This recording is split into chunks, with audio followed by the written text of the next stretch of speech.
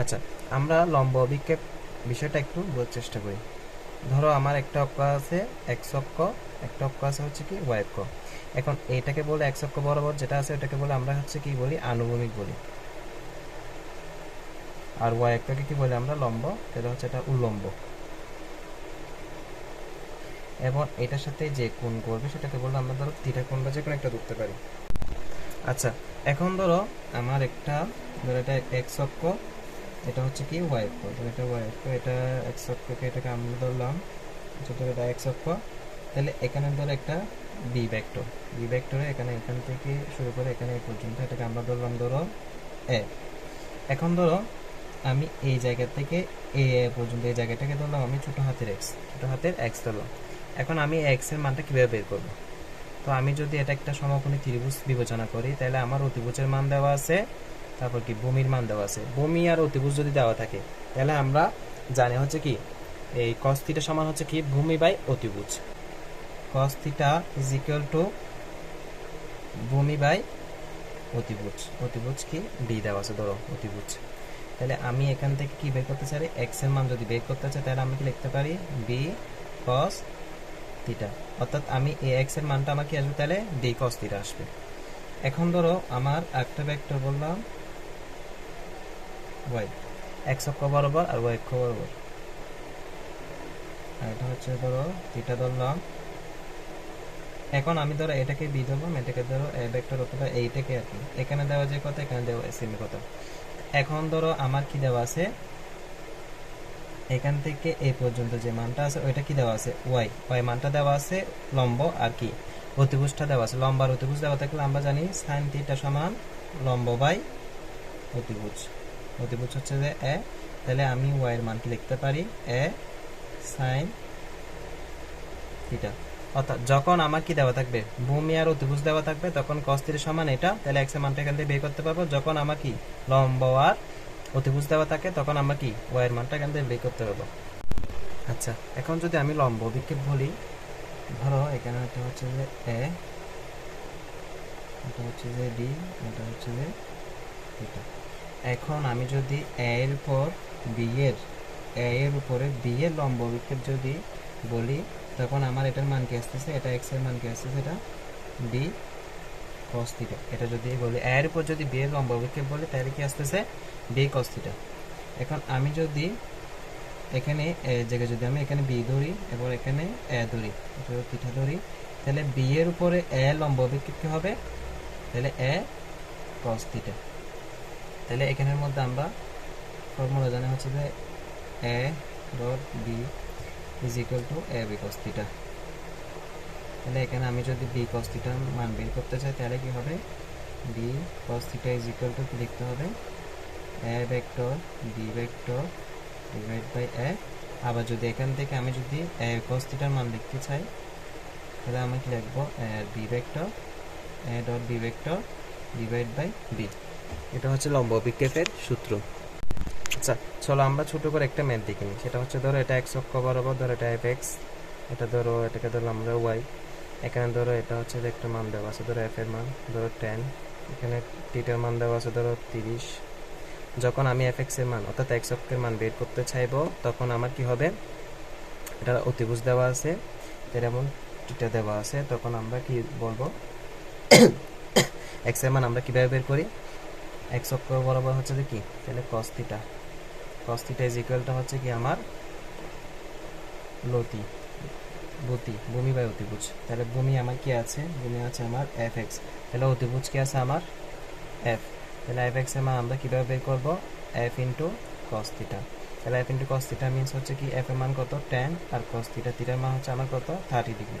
এটা হচ্ছে এক্স এর মান বের করবো। ঠিক তদ্রূপ আমি যখন ওয়াই কে কল্পনা করব তখন আমার কি আসবে এখানে sine theta is equal to কি এফ ওয়াই, তারপর হচ্ছে কি নিচে হবে কি আমার এফ। এটা যদি আমার কি হয় অতিভুজ হয় তাহলে এটা যদি এটা কি হবে অতিভুজ হলে লম্ব বাই অতিভুজ, তখন কি হবে আমার F F Y divide by F. তাহলে আমার এফ ওয়াই এর মান কি আসবে, এফ ওয়াই এর মান আসবে এফ ইন্টু সাইন থিটা। তাহলে এফ এর মান হচ্ছে 10 এবং এটার মান হচ্ছে সাইন থিটার মান হচ্ছে 30 ডিগ্রি। তাহলে ওয়াই অক্ষ বরাবর যে মানটা এটা বের করব, এক্স অক্ষ বরাবর যে মানটা এটা এভাবে বের করব আর কি। কিছু কিছু ম্যাথের ক্ষেত্রে আমার দেওয়া থাকতে পারে উত্তর দক্ষিণ পূর্ব পশ্চিম।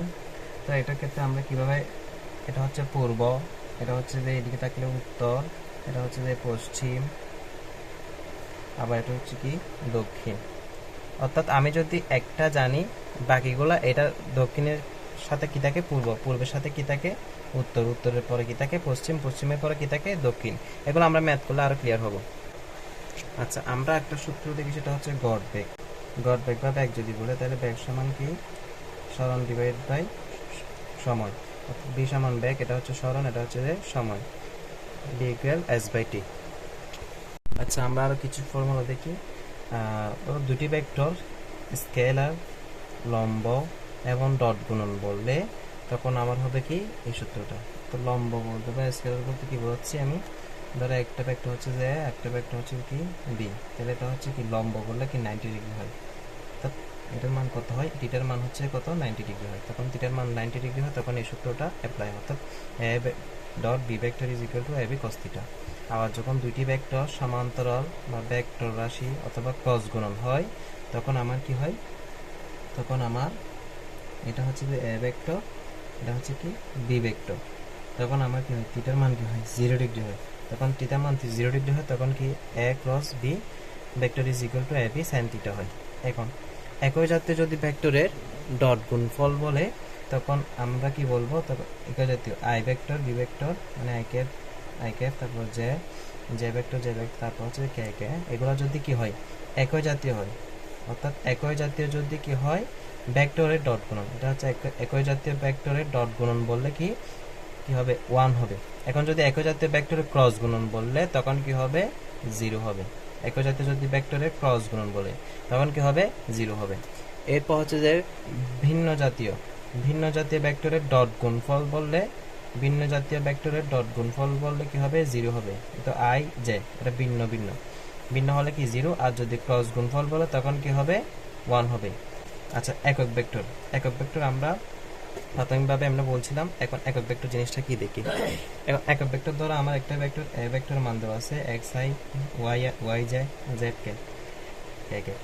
এখন এটার জন্য আমরা একক ভেক্টর বের করবো, তখন আমরা কি দিব মডিউলো সাইন দিব। এগুলো এ ভেক্টরের সাথে মডিউলো সাইন, এটা যদি না লিখতে চাই তাহলে আমরা কি এ লিখতে পারবো।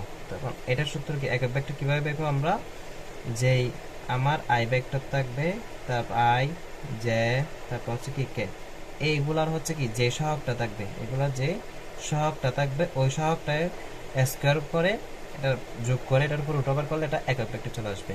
অর্থাৎ আমরা যদি একটু ভালো করে বুঝতে চাই, ধরো এটা আই আসছে, এটা ধরো 3, তারপর হচ্ছে যে জে ক্যাপ, তারপর 4 কে ক্যাপ। এখন এটা দিলে আমার হচ্ছে যে এ ভেক্টরের মান। এখন আমি চাচ্ছি ধরো এটার একক ভেক্টর এভাবেও লেখা যায়, এভাবেও লেখা যায়। আচ্ছা, যে কোনো একটা লিখলাম আর কি। লিখে এটা যদি একক ভেক্টর বের করতে চাই, সহগগুলোর উপর স্কয়ার করে যোগ করে রুট স্কয়ার যোগ স্কয়ার, এরপর কি রুট ওভার 9 আর 4 16 রুট ওভার 29, এটা হচ্ছে 13, এটা হচ্ছে 29। তাহলে এটা হচ্ছে যে একক ভেক্টর মান এভাবে বের করা হয়। এখন দুটি ভেক্টর যখন আমার কি বলবে ক্রস গুণফল বলবে, তখন এভাবে হবে। অর্থাৎ এটা এ ভেক্টরের মান, এটা হচ্ছে যে আই এর সহগ, এটা জে এর, এটা হচ্ছে যে কে এর, আর এটা হচ্ছে বি ভেক্টরের ক্ষেত্রে এটা আই এর সহগ, এটা জে এর সহগ, এটা হচ্ছে যে কে এর সহগ।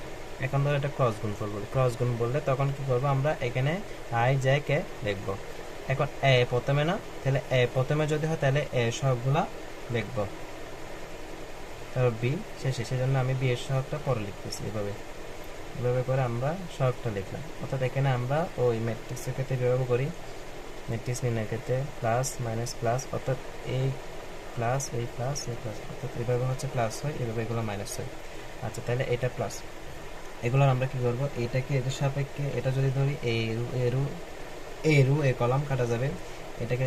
আচ্ছা, তাহলে প্রথমে আমরা এই ক্ষেত্রে কাজ করি, তাহলে এ কলাম এই রু কাটা যাবে, তাহলে আমার কি থাকবে ওয়াই এর সাথে আর গুণ হবে, এরপর হচ্ছে কি ইউর সাথে যেটা গুণ হবে, আর এখানে মাইনাস হবে, সূত্র মাইনাস, তারপর জে এর ক্ষেত্রে কি হয় মাইনাস, তাহলে জে কে নিলাম, এটা হচ্ছে কি আচ্ছা, তারপর এটার সাথে যদি জ্যাকেট যখন নিব তখন এই রো কাটা যাবে, এই কলাম এই রো কাটা যাবে, তখন কি এক্স আর মাইনাস, তারপর এটার সাথে এটা গুণ হবে, তখন আমার কি হবে পি জেড, তারপর আবার কি প্লাস, যখন আমি কে ক্যাপ নিব তখন আমার কি হবে এটা চলে যাবে, এটা চলে যাবে, তাহলে আমার কি হবে X Q minus P Y. তাহলে এভাবে হচ্ছে কি ক্রস গুণের মানটা বের করতে হবে।